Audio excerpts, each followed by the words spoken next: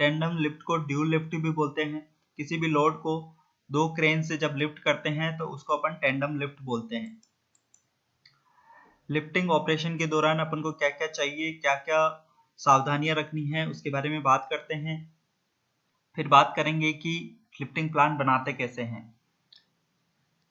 जितने भी आप टूल्स एंड टैकल्स यूज कर रहे हैं सबकी आपका टीपीआई होना चाहिए, सर्टिफाइड होना चाहिए, थर्ड पार्टी इंस्पेक्शन होना चाहिए। जो भी टूल्स एंड टैकल्स है सबकी करेक्ट कैपेसिटी आपको पता होनी चाहिए और मेंशन होनी चाहिए।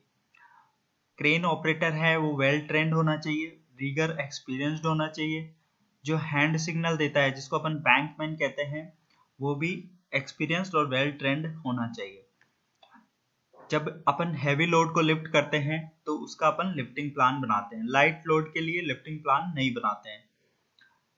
जहां पे आप क्रेन प्लेस करेंगे वह वो एरिया बिल्कुल प्लेन और टफ होना चाहिए जिससे कि उसकी स्टेबिलिटी बनी रहे। और क्रेन के आउटर रिगर फुली एक्सटेंडेड होने चाहिए। यदि स्पेस जहां पे आपका क्रेन प्लैश है वो यदि सॉफ्ट है तो वहां पे अपन आउटर रिगर के नीचे वुडन ब्लॉक यूज करेंगे। जिस एरिया में आप लिफ्टिंग ऑपरेशन कर रहे हैं वो एरिया बैरिकेटेड होना चाहिए। जब आप लिफ्ट करें और विंड स्पीड 30 mph है, माइल पर आवर है, तो आप उसको ऑपरेशन को स्टॉप कर सकते हैं, नहीं तो वो हजार्ड क्रिएट करेगा। और दोस्तों ये जो विंड स्पीड है इसको अपन एनीमोमीटर से मेजर करते हैं। एनीमोमीटर क्रेन के बूम के टॉप पे लगा होता है।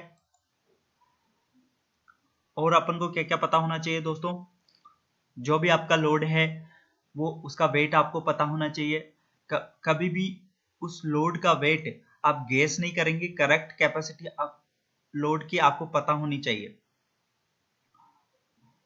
जो आप लोड लिफ्ट कर रहे हैं उसका सेंटर ऑफ ग्रेविटी के अकॉर्डिंग ही उसको लिफ्ट करेंगे जिससे कि उसकी स्टेबिलिटी बनी रहे। सीजी मतलब सेंटर ऑफ ग्रेविटी आपको लोड का पता होना चाहिए। शार्प कॉर्नर से स्लिंग को प्रोटेक्ट करें। यदि शार्प कॉर्नर है और आप वेब सेलिंग या रॉप सेलिंग यूज कर रहे हैं तो वहां पे आप पैकिंग का यूज करेंगे। आपको क्रेन का SWL सेफ वर्किंग लोड पता होना चाहिए। SWL क्या होता है, WLL क्या होता है, इसका लिंक आपके डिस्क्रिप्शन बॉक्स में मिल जाएगा, आप इनके बारे में पढ़ सकते हैं। और जिस तरह की अपन हिच कर रहे हैं, चाहे वो किसी भी तरह का हिच हो, उसका भी इफेक्ट SWL पे पड़ता है, तो करेक्ट हिच का अपन प्रयोग करेंगे। चोकर हिच यूज कर रहे हैं तो वहां पे आप 2 लेग स्लिंग यूज करेंगे। ये है 2 लेग स्लिंग, इसको अपन मास्टर लिंक बोलते हैं। सेंटर ऑफ ग्रेविटी को चेक करके ही लिफ्ट करेंगे और ग्राउंड से जब उसको सेंटर ऑफ ग्रेविटी चेक करें तो ग्राउंड से 300 mm अबोव लिफ्ट करके ही अपन सीजी चेक करेंगे। क्रेन से लिफ्ट करके क्रेन से मार्च नहीं करना है लिफ्ट करने के बाद। और जो आपका लोड है वो लिफ्ट होने के बाद जो स्विंग करता है तो उसके लिए अपन गाइड ऑफ यूज करेंगे। और ये अपन ने डिस्कस कर लिया है कि टेंडम लिफ्ट होता क्या है। When two cranes are used for lifting is called dual lift और tandem lift। बात करते हैं लिफ्टिंग प्लान की, तो आपको क्या क्या ध्यान रखना है, क्या क्या आपको मेजर करना है, क्या आपको पता होना चाहिए, इसके बारे में डिस्कस करते हैं। तो सबसे पहले आप कौन सा वर्क कर रहे हैं। जैसे कि मैंने यहाँ पे एक वर्क टास्क लिया है, ट्रस इरेक्शन। ट्रस का इरेक्शन के लिए अपन ने इसको लिखा है। फिर अपन क्रेन की डिटेल लिखेंगे। क्रेन का SWL कितना है, टूल्स एंड टैकल्स का WLL कितना है। टूल्स एंड टैकल्स का WLL होता है working load limit. And D cycles का भी आपको वेट पता होना चाहिए। कौन सी लोकेशन पे आप ऑपरेशन कर रहे हैं वो आप मेंशन करेंगे। पर जितने भी आपने इक्विपमेंट्स यूज किए हैं सबके आपको वेट पता होना चाहिए। मटेरियल लोड कितना है, वायर रोप स्लिंग बेल्ट इनका कितना है वेट, डी साइकिल और हुक ब्लॉक, ये सब का वेट आप मेजर करेंगे। मैंने एक एग्जांपल के तौर पे इसका टोटल 5.1 टन लिया है। फिर उसका आप परसेंटेज निकालेंगे, कितना आपने टन का क्रेन यूज किया है। उसके बाद उसका सेफ्टी मार्जिन निकालेंगे। देन कम्युनिकेशन चैनल के अंदर आप हैंड सिग्नल का प्रयोग करेंगे, जो कि बैंक मैन करता है। फिर जॉब सुपरवाइजर, प्रोजेक्ट मैनेजर और सेफ्टी ऑफिसर जो आपकी कॉन्ट्रैक्टर के हैं, उनके सिग्नेचर, डेट और टाइम, जिस टाइम पे आप लिफ्ट कर रहे हैं वो आप मेंशन करेंगे। देन क्लाइंट का जो प्रोजेक्ट मैनेजर है और सेफ्टी इंजीनियर है, उनके भी सिग्नेचर, डेट और टाइम लेंगे। बात करते हैं आपका जो लिफ्ट करने का सीक्वेंस क्या रहेगा। सबसे पहले रिगर जो है वो सीजी के अकॉर्डिंग उसको टाई अप करेगा। देन अपन हैंड सिग्नल यूज करेंगे। देन मटेरियल लिफ्ट होगा और बाकी वो जो अपन ने डिस्कस किया है वो तो आपको फॉलो करना ही है।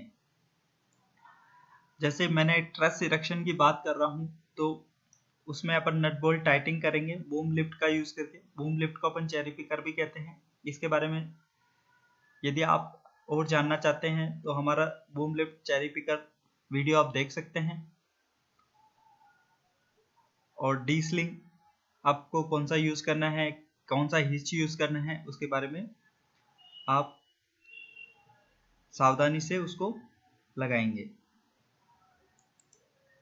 बात करते हैं उसके लिफ्टिंग प्रोसीजर की, तो आपको उसका स्केच भी लिफ्टिंग प्लान में देना होता है, जिसमें आपका उसका लोड कैपेसिटी पता होना चाहिए, बूम लेंथ पता होना चाहिए, बूम रेडियस पता होना चाहिए। इससे आप लोड चार्ट के द्वारा एंगल भी पता कर सकते हैं।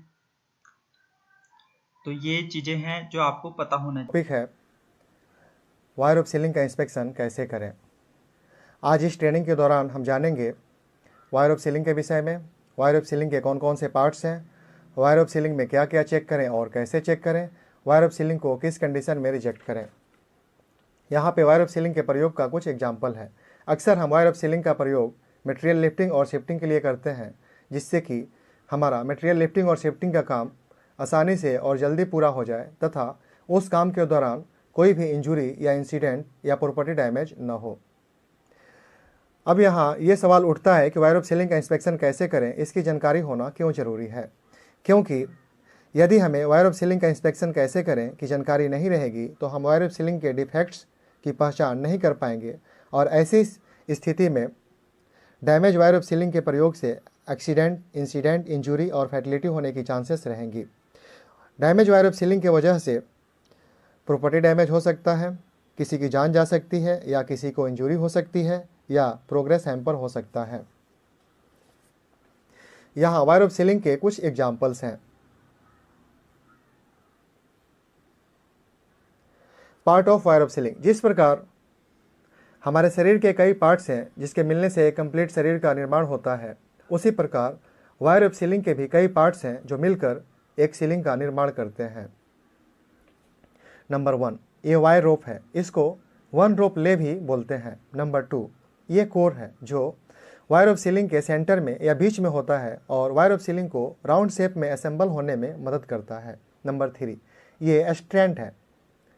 जनरली वन रोप ले में मिनिमम 6 स्ट्रैंड होते हैं और प्रत्येक स्ट्रैंड में 19 to 26 वायर होते हैं। नंबर 4, ये वायर है जिसके कम्बिनेशन से स्टैंड और वायर ऑफ सीलिंग का निर्माण होता है। नंबर 5, ये सेंटर वायर है। यदि आपको वायर ऑफ सीलिंग के इंस्पेक्शन के दौरान नीचे दिए गए कंडीशंस में से कोई भी कंडीशंस दिखता है तो वायर ऑफ सीलिंग को रिप्लेस कर देना चाहिए। ब्रोकन वायर, यहाँ कुछ ब्रोकन वायर के एग्जाम्पल्स दिए गए हैं। यदि कम से कम 6 ब्रोकन वायर एक रोप ले में या कम से कम 3 ब्रोकन वायर एक स्ट्रैंड में हो तो वायर ऑफ सीलिंग को रिप्लेस कर देना चाहिए। अब्रेशन, कभी कभी घर्षण या घिसने की वजह से वायर ऑफ सीलिंग के आउटर वायर का डाया रिड्यूस हो जाता है, जिससे इसका स्ट्रेंथ कम हो जाता है। यदि outer wire wear original dia का 1/3 से अधिक हो तो वायर ऑफ सीलिंग को रिप्लेस कर देना चाहिए। क्रस्ट स्ट्रैंड, यदि स्ट्रैंड क्रस्ट हो या लेयर टू लेयर क्रशिंग हो या स्क्रबिंग एट क्रॉस ओवर हो तो वायर ऑफ सीलिंग को रिप्लेस कर देना चाहिए।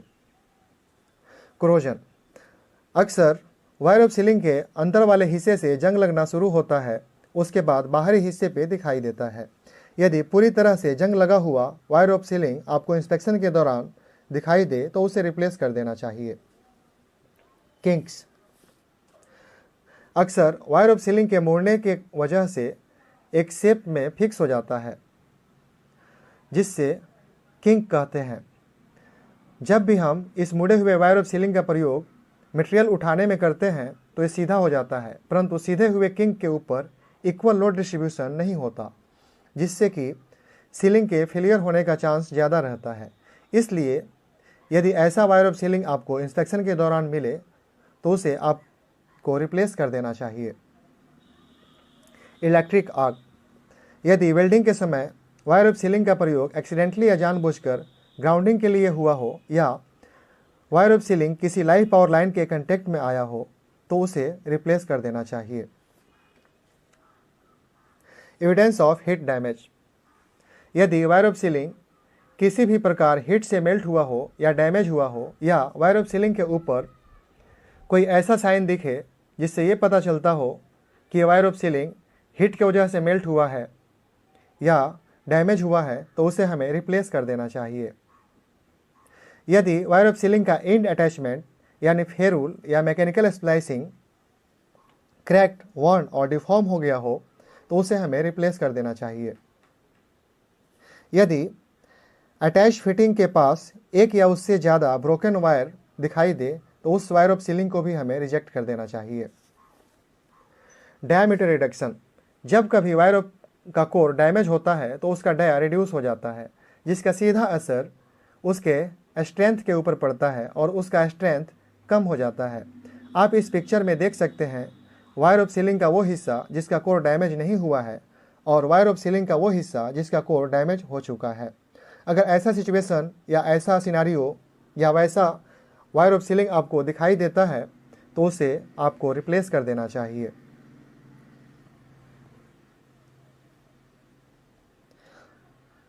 वायर ऑफ सीलिंग को रिप्लेस कर देना चाहिए यदि उसका डाया रिड्यूस हो गया हो 1 mm for rope dia up to 19 mm, 1.5 mm for rope dia up to 22 to 38 mm, 2 mm for rope dia up to 32 to 38 mm। Wire of stretch, यदि वायर ऑफ सीलिंग ओवरलोड या tension या किसी और वजह से stretch हो गया हो और वह वायर ऑफ सीलिंग 150 mm पर 30 मीटर लेंथ और 6 स्ट्रैंड रोप के रिक्वायरमेंट को पूरा करता हो तो उसे रिप्लेस कर देना चाहिए। बर्ड केजिंग, बर्ड केज ओवरलोड के टेंशन को सडन रिलीज करने से फॉर्म होता है। बर्ड केज फॉर्मेशन के बाद वायर ऑफ सीलिंग का वो पार्ट इस शेप में दिखता है। अगर इंस्पेक्शन के दौरान वायर ऑफ सीलिंग का कोई हिस्सा आपको इस शेप में दिखाई दे तो उसे आपको रिप्लेस कर देना चाहिए। प्रोट्रूडिंग कोर, शॉक लोडिंग की वजह से टॉर्शनल अनबैलेंस क्रिएट होता है जिसके परिणाम स्वरूप कोर बाहर आ जाता है, जिसे हम प्रोट्रूडिंग कोर कहते हैं। अगर वायर ऑफ सीलिंग के इंस्पेक्शन के दौरान आपको कुछ इस शेप में सीलिंग दिखाई दे तो उसे आपको चैन पुली ब्लॉक का इंस्पेक्शन कैसे करें। आज इस ट्रेनिंग के दौरान हम जानेंगे चैन पुली ब्लॉक के विषय में, parts of chain pulley block, chain pulley block में क्या क्या चेक करें और कैसे चेक करें, चैन पुली ब्लॉक को किस कंडीशन में रिजेक्ट करें।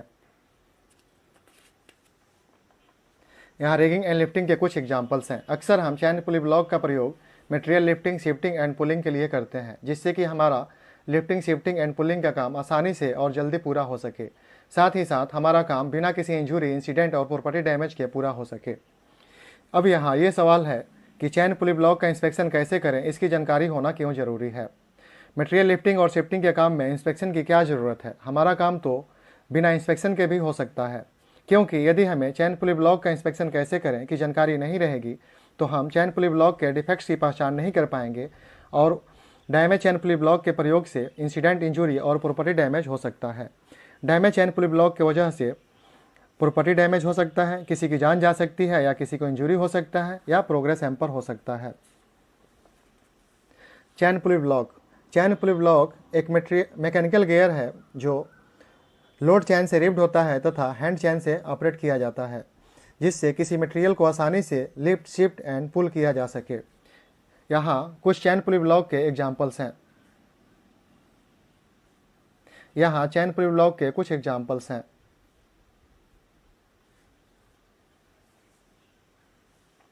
Parts of chain pulley block. जिस प्रकार हमारा शरीर कई अंगों से मिलकर बना है, ठीक उसी प्रकार चैन पुली ब्लॉक भी कई पार्ट्स के मिलने से बना है। चैन पुली ब्लॉक के पार्ट्स आप यहाँ नीचे देख सकते हैं। हुक, हैंड जीपर डिस्क, हैंड जीपर प्लेट, लिफ्टिंग चैन व्हील, हैंड चैन, मटेरियल लिफ्टिंग हुक, लोड चैन, मशीन यूज एंटी स्किड नट, आइडेंटिफिकेशन टैग। यदि आपको चैन पुली ब्लॉक के इंस्पेक्शन के दौरान नीचे दिए गए कंडीशंस में से कोई भी कंडीशंस दिखाई दे तो उस चैन पुली ब्लॉक को रिप्लेस कर देना चाहिए।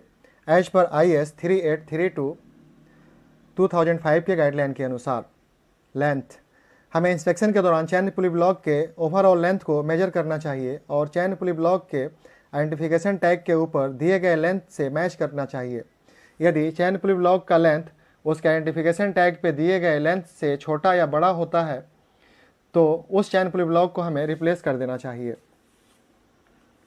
Master link.